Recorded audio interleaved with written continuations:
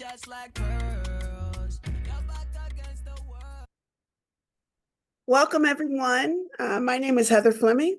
I'm the founder and executive director of the Missouri Equity Education Partnership. I am also currently a doctoral student studying critical race theory, particularly through the lens of educational practice with a focus on social justice. Hi, everyone. I'm Heather Malvo, and I am a critical race theory scholar. And I teach and talk on the intersections of critical race theory, politics, and current events in pop culture. So today we are going to explore how Beyonce's artistic evolution exemplifies critical race theory in action. This is a conversation about the political power of storytelling, Black feminist imagination, and what happens when Black women take control of the narrative. As Audre Lorde once said, your silence will not protect you. In this session, silence is not an option. So let's begin with our goals for tonight. We're going to discuss Beyonce's evolution as a cultural influencer and media icon. We're going to explore Beyonce's artistic expression as a case study through critical race theory lenses of intersectionality, interest convergence, and counter storytelling. And we're going to connect critical race theory lessons to community-driven politics and organizing. We'll use Beyonce's career as a case study, but this is about more than one person. This is about movement, memory, and reclaiming what was always ours. Our guiding questions for today are: what happens when Black women define themselves on their own terms? How does storytelling shape political consciousness? And how can we build community power through art and culture? This is about Black women, what we experience, and how we can use our power. So why Beyonce? Whether you're a fan of Beyonce or not, we can accept a few things as true. She has used social media, marketing, and art, etc., to create a narrative about who she is that other artists haven't been able to do as successfully. She has created a faithful fan base that supports her despite society's attempts to define her differently. We have been able to see a clear trajectory of the development and growth of her public persona, and she is currently a global phenomenon and music icon. So this conversation will illustrate narrative sovereignty, Black feminist resistance, and critical cultural organizing. So when you think about narrative sovereignty, she has used her influence and power to wrest the narrative of Black people, Black history, and pride in Blackness away from those who don't hold it in reverence. And she has used Black feminist resistance to challenge the negative public narrative and discourse about what it means to be a Black woman, a Black artist, and a Black American. So let's revisit the tools we're using today. So intersectionality, as Crenshaw says, calls this is a lens for seeing structures of power. It's not just identity, it's how race, gender, and class collide. And then interest convergence, which Derek Bell argued that progress for Black people only occurs when it benefits white people too. And counter storytelling, as Delgado says, is the dominant story becomes natural unless it's disrupted. So let's look at Beyonce's solo career. She released her first album, Dangerously in Love, in 2003. Since then, she has released a total of 8 studio albums. We have also included her visual album, Black is King, which was released in 2020, for the purposes of this discussion, because it celebrates Black culture and heritage and a striking storytelling that embodies African customs and Black cultural practices. We want you to think on this question, which is: when did you notice a shift in the public narrative around an acceptance of Beyonce? So the answer is the point of disruption was in 2016 with the release of Lemonade. So in Beyonce's early career, she embraced a very generalized universal feminism. So think single ladies. Think about 2014 Rosie the Riveter shoot. She was accepted because she fit into the white feminist mold. She was attractive, hardworking, and most importantly, she was apolitical. And as we could see from headlines and think pieces, that white women all over viewed her from a decidedly universal perspective, meaning that she didn't challenge people to see her from an intersectional point of view. This was interest convergence in action. Her success aligned with dominant expectations until she chose to break that mold. As you see in the articles, the headlines, Beyonce's VMA performance was the feminist movement I've been waiting for. And that's the author in the left. And another article on Beyonce in Time, Flawless, 5 Lessons in Modern Feminism from Beyonce. And as you can see the image at the bottom right, with Beyonce performing at the VMAs, she opened to feminist big on the screen behind her. And a feminist is a person who believes in the social, political, and economic equality of the sexes. But Author Robin DiAngelo names why this was the preferred view for people to take. White people can consume Black culture while ignoring Black pain. Her image was consumable and safe for mass audiences. Yes, but then overnight, Beyonce turned Black. For white people, it was just another great week. They never saw it coming. They had no warning. Then, the day before the Super Bowl, it happened. Beyonce released a new music video that embraces her Black heritage. Beyonce video is unapologetically Black. Tribute to the Black Lives Matter movement. Case for Black Claims message. her blackness like never before. Honey, get in here! Video, yes. What is it? What's wrong? Black. Out of nowhere. I think Beyonce is Black. The day Beyonce turned Black.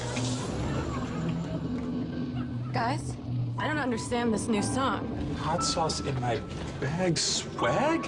What does that mean? Maybe the song isn't for us. But usually everything is! It was the day that shook the whole white world. We have to go! We have to leave America! Beyonce is Black! Amy, I'm Black. What? No, you're not. You're like my girl. Yeah, but I can still be Black. There's Black people all over the world. That guy's Black. Huh. I know he's Black. Beyonce is Black. Look, what about single ladies? She was Black in that. What about Jumpin' Jumpin'? She was Black in that too. What about the Pink Panther movie? Okay, yeah, she was white in that. It was the day white people lost their Beyonce. Getting word now that Beyonce isn't the only Black celebrity. Some are saying Kerry Washington may also be Black. No, it can't be. She's on ABC. I don't understand. How can they be Black? They're women. I think they might be both.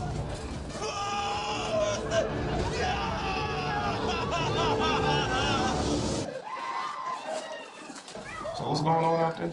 New Beyonce video. Oh, man. It was the day they lost their damn white minds. Ashley? Honey?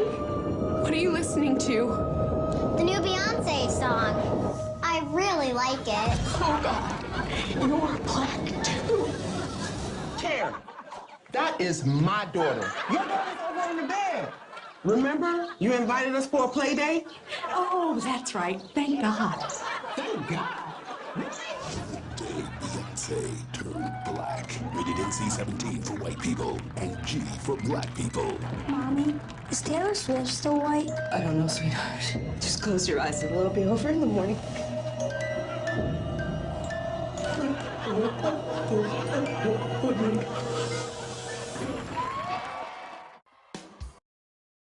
I don't care how many times I see that, it makes me laugh every single time. And so the question that we kind of want to ask you is what struck you in this skit? What universal truths were presented through comedy? For those of you who are watching online, you can pause and think about that a little bit further. So Lemonade, specifically the release of the video for Formation in 2016, changed everything. Yes, now she wasn't just a singer, she was a griot, a mother, a Southern Black woman telling truths that really weren't meant for white audiences. And Beyonce herself said, "My intention was to create a body of work that is unapologetically Black." So the Super Bowl is peak Americana, right? It's where white comfort rules. But Beyonce decided to bring Hurricane Katrina, Black Berets, and unapologetic Blackness to the field of Super Bowl 50 in 2016. And this is what Bell meant by racial realism. Even when victories are won, they are temporary unless power remains vigilant. She disrupted the myth in its most protected space. And so we're going to see this clip about the reactions to Beyonce at Super Bowl 50. So Peyton Manning might be thinking about retirement, but Beyonce, the person who performed at the halftime show, she's staying busy. She has a new campaign to help people in Flint, Michigan get clean water, and a new song along with a new politically charged video. And to her critics' chagrin, she unpacked that political message at the Super Bowl.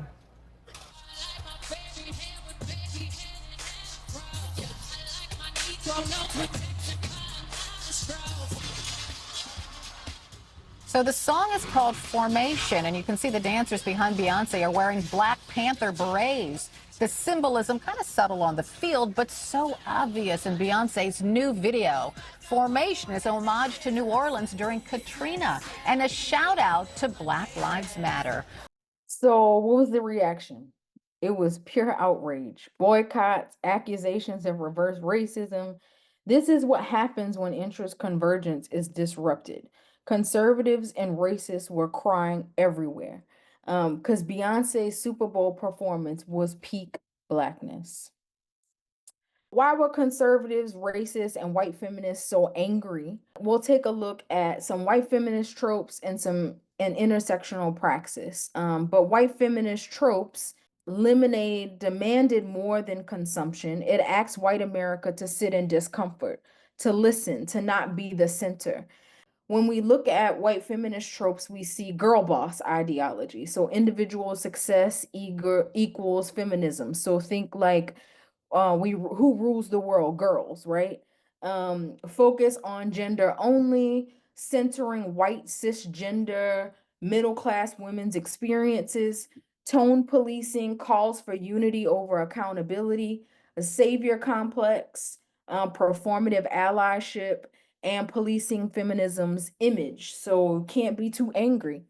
But an intersectional praxis, which we see the shift, is where Beyonce precisely, this is why she became dangerous to the mainstream, is because her music and her artistry now talks about collective liberation, dismantling systems of power.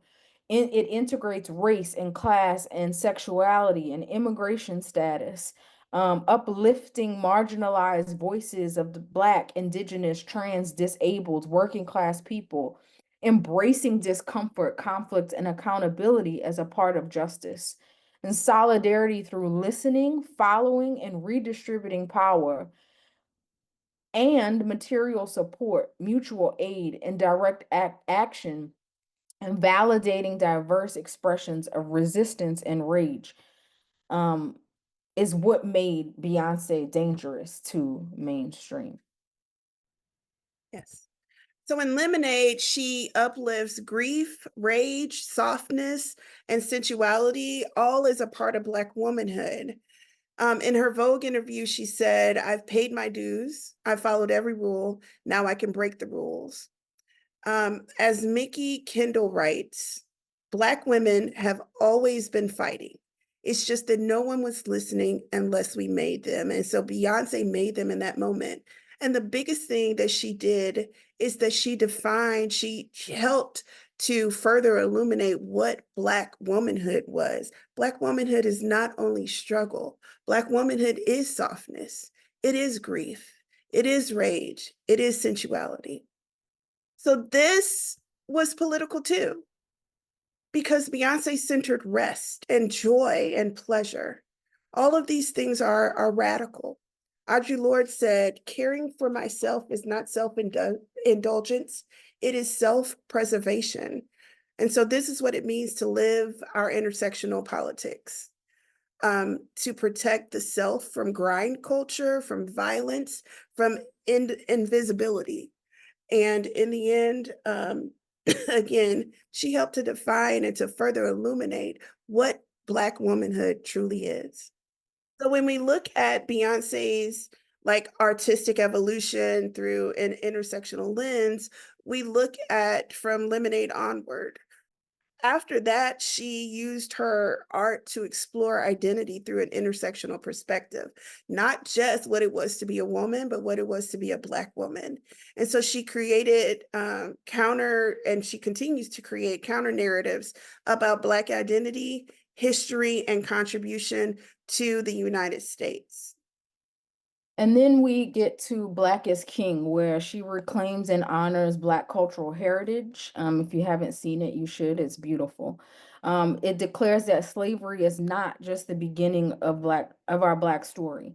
It celebrates spirituality, royal lineage, versatility, and creative power of Black people. And then Renaissance takes us into the embodiment of freedom and joy and self-definition. It rejects imposed identities. Beyonce defines herself and invites us to define ourselves. It promotes self-love, creative liberation, catharsis, and healing through art and dance. And it uplifts the power of Black joy in the face of adversity. And then we go into Cowboy Carter, which is Twins' favorite album of Beyonce's. It is. Sorry. So, well, Black is King is probably my favorite, but Cowboy Carter is right up there next to it. And so with Cowboy Carter, she reclaims country music from white gatekeeping. She positions Black people as foundational to cowboy and country culture. Let's be honest.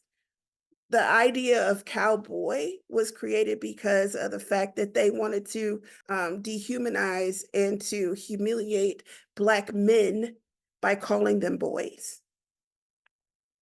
It reflects Beyonce's Texas roots as well as her Southern identity, and it challenges genre limitations in music. As a matter of fact, in it, Linda Martell even says genres are funny things, because she's addressing that directly. So as a quote, sometimes genre is a code word to keep us in our place as artists. It was necessary work for our healing. As James Baldwin says, to be African American is to be African without any memory and American without any privilege. Beyonce's journey is an exploration of what it means to be both and to stand at that intersection. Considering the complexity of existing in that space and creating power regardless is what she did with Cowboy Carter. So with Cowboy Carter, she reclaims American history. Black cowboys weren't anomalies, they were foundational. And here are some pictures of cowboys back in the day. I'm from New Orleans, and I come from a family with that ride horses and all Black cowboys and go to trail rides and all of those things. So just as Beyonce has seen this and knows of this culture and heritage, I think a lot of Black folks knew of this culture and heritage, and if they didn't, she brought it to the forefront. Right. And so by telling these stories, Beyonce engages in counter storytelling. She reminds us that America has always been Black, rural, South, and powerful. She said, you can't be what you can't see. And that's why representation matters so much. So here are some pictures of modern day cowboys, cowgirls, cow women, cow children that we see. And I don't know if you've been noticing lately, but there have been TV commercials where it's like, it has like a little bit of a country western feel, and you know who's on the horse is a black man or a black woman. It is really becoming a part of just what we see in every day because of what we've been seeing through the movement that Beyonce created with Cowboy Carter. And let me also say that if you ever make it to the Black Cowboy side of TikTok, it is a wonderful place to be. Okay. All right. So Black audiences embrace not only Beyonce's Cowboy Carter songs, but also the songs of Black artists featured on the album. And as a result, experienced a surge in popularity. Their songs appeared in the top 10 on Billboard's country music charts during that week. And then, of course, country music gatekeepers attempted to exclude Beyonce by arguing her music was R&B or pop and not country enough. However, this argument became flawed when applied to Black artists who had always been in the country genre. It also exposed a deeper truth. The resistance was not about genre, but rather about race. Gatekeepers would have to confront their racial bias to justify rejecting these artists. So, Beyonce, December 25th, 2024, NFL halftime performance dubbed the Beyonce Bowl was a landmark cultural moment that exemplified counter storytelling, intersectionality, and interest convergence at its best.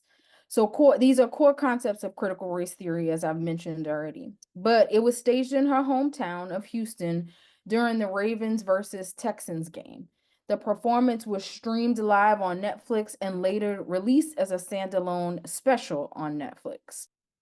Opening with 16 carriages and culminating in a dynamic rendition of Texas Hold'em, Beyonce's set list spotlighted tracks from her Cowboy Carter album. And by doing so, she challenged the prevailing narrative that country music is predominantly white, highlighting the genre's Black origins and contributions. The inclusion of Black country music artists like Shabuzi, Raina Roberts, Tanner Adele, Brittany Spencer, and Tierra Kennedy further emphasize this reclamation.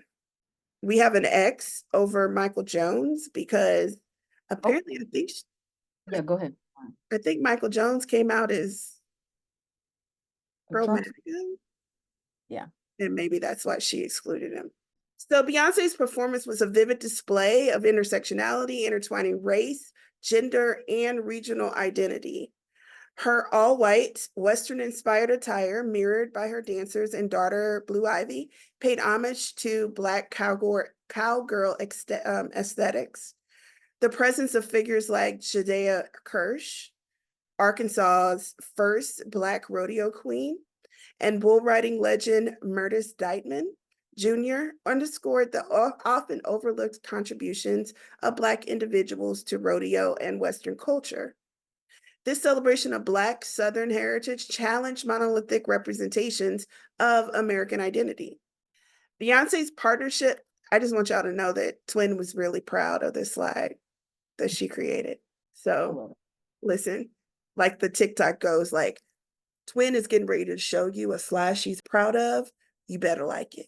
Beyonce's partnership with Netflix and the NFL illustrates the concept of interest convergence. Her performance attracted massive viewership, benefiting the streaming platform and the league financially. However, her centering of Black narratives in a traditionally white-dominated space like country music sparked mixed reactions. While many praised the performance's cultural significance, some critics, like Barstool's Dave Portnoy, expressed disapproval, highlighting the tensions that arise when Black artistry intersects with mainstream commercial interests. Her performance was rich in symbolism.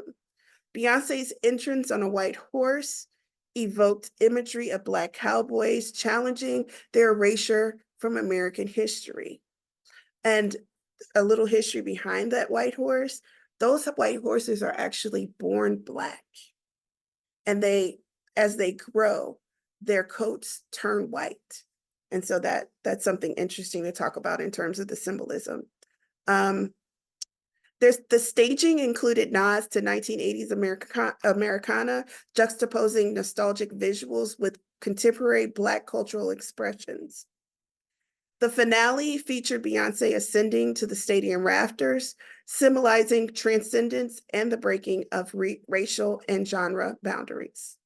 We want to take a pause to ask you to think about, and if you want to put it in the chat or unmute yourself, what stories from your community have been erased or whitewashed? Thank y'all so much for that. Thank you. Yes.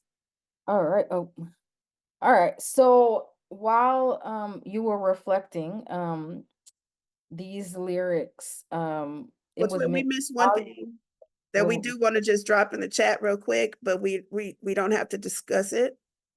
Did I pass up a question? I did. Yeah. What is reclaiming? Reclaiming look like to you, and what would it feel like? So I want you to think about that. We don't have to discuss it right now, but we do want you to think about that. What does reclaiming look like to you? All right, go ahead, Right Twin. now. So while you reflect on that, I want to provide some lyrics from the song Bigger, which is featured in Black is King, as an example. The lyrics read, understand that truth about that question in your soul. Look up, don't look down, then watch the answers unfold. Life is your birthright. They hide that in the fine print. Take the pen and rewrite it. Step out your estimate. Step in your essence and know that you're excellent. Rise, rise. The spirit is teaching. No, I'm not just preaching. I'm taking my own advice. And so today we have discussed quite a bit, but we want to be sure to stress the following. Beyonce was our subject because she is a popular culture figure. However, the challenges, growth, learning, and ability to claim and exercise your power is not reserved for her alone. In the words of Mickey Kinderly, we are our ancestors' wildest dreams, but also their unfinished work. So what do we take away today? We take away to center Black narratives without apology, to build community through culture, to create space for rest and joy, and to refuse tokenism. This is how we move from critique to creation. So thank you for joining us in this exploration. We want you to remember to stay loud, stay soft, tell your story, and use your power. And before we open it up to discussion, for you all to come and tell us your thoughts and your feels, we want to invite you to our next installment, which this one is real fun, y'all. I love it so much. Tell them Kendrick did it. They got some pettiness in there too, because I'm slick kind of petty. So I got a lot of pettiness. But so tell them Kendrick did it, how Kendrick Lamar teaches us to meet the moment. And basically this is telling us how to use the lessons from the Kendrick and Drake rap battle to fight fascism, right? As community organizers, as members of community. And we're tying it to contemporary political happenings now, to the lessons that we learned from Kendrick in battling Drake and winning that battle. And then how you can use it as a skilled community organizer, someone that's starting as community organizer, someone that wants to be a community organizer, and how you can use that in your community to make sure that we're fighting one of the biggest fights of our lifetime. So Twin, I don't know if you want to say anything, but we're gonna drop in the chat how to register. What I want to say to kind of finish up is that even though this presentation was about Black women, I want each of you to understand the role that you play in supporting Black women. One of the things that research consistently shows is that when we center and focus Black women and Black children in our policy decisions, in our programming, in our resource allocation, etc., it benefits everyone. One of the things that I want to encourage people, a lot of people on here, absolutely you can share a lot of the people on this call are also organizers, community activists, educational leaders, etc. And I just want to make sure that you understand that, number one, we need to be centering Black women and Black children if we all want to see benefit. What that ends up meaning and looking like is that if you are unable to think from an intersectional perspective, as we have talked about, you need to develop that ability. One of the things that makes Black organizers, especially Black women organizers, so effective ends up being their ability to think intersectionally. There's a reason why CRT was their first point of attack. It's because CRT will provide a lot of answers for how we defeat the threat that we currently have to our democracy. That's number one. But then the next thing to keep in mind is that it's going to require all of us, and it's going to require people who understand enough about the Black experience to be able to not just organize from an intersectional perspective, but to also accept Black leadership. We've got a lot of people who organize but can't accept Black leadership.